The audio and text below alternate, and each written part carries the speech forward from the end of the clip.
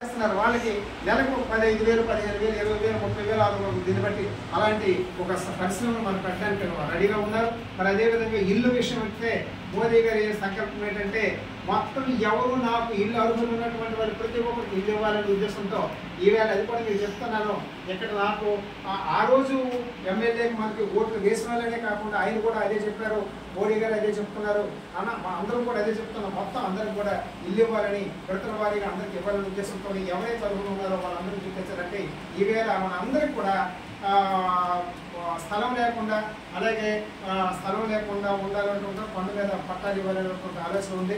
మరి అదేవిధంగా వాటిని కూడా మొత్తం అందరినీ కలిపి ఈవేళ 121 మంది దగ్గర 125 మంది సుమారుగా అయినట్టు ఉన్నారు. వాళ్ళని కూడా ఇవాళ ఎమ్మెల్యే గారితో మనం మాట్లాడడం జరుగుతుంది. మరి వాళ్ళకు కూడా మనందరం కూడా వచ్చినట్టు ఇక్కడ ప్రత్యేకంగా బీజేపీ అంటే ఇక్కడ పేద ప్రజలకు ఇది అది ఏంటో ఇది స్వార్థపూరితమైనటువంటి పార్టీ కాదు, ఆస్తులు పెంచుకున్న పార్టీ కాదు. ఈవేళ మీకు అదే చెప్తున్నా, ఏదైనా ఓపెన్గా చెప్తున్నా. ఇంకొక విషయం కూడా చెప్పాను. ఇప్పుడు ఇక్కడ మన ఎస్సీ కాలనీ ఉంది. ఎస్సీ కాలనీలో వర్షం పడితే అక్కడ వాళ్ళందరి దగ్గర కాలుతో 4-5 ఇల్లు వాళ్ళందరూ బాధపడుతున్నారు. మరి వాళ్ళ బాధపడి అక్కడ ఏమైనా వాళ్ళ కలరో రేపు పొద్దున ఏదైనా చూస్తే ఆ పరిస్థితి ఏంటి? 6-50 కోట్ల కదా మనం కాదు కదా అని మనం అనుకుంటే ఇక్కడ ఊరందరికీ నష్టం జరుగుతుంది.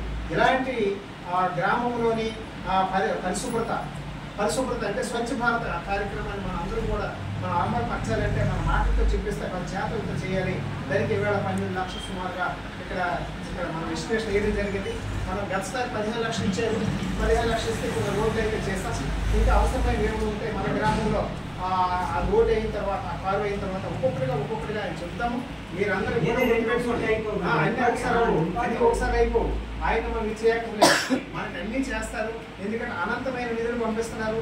ఎందుకంటే మనం ఒకసారి గమనించండి, ఒకసారి మన జీసగడ మండలం శ్రీకాకుళం జిల్లాలోనే ప్రప్రథమ వలసపోయే జిల్లా మన మండలం.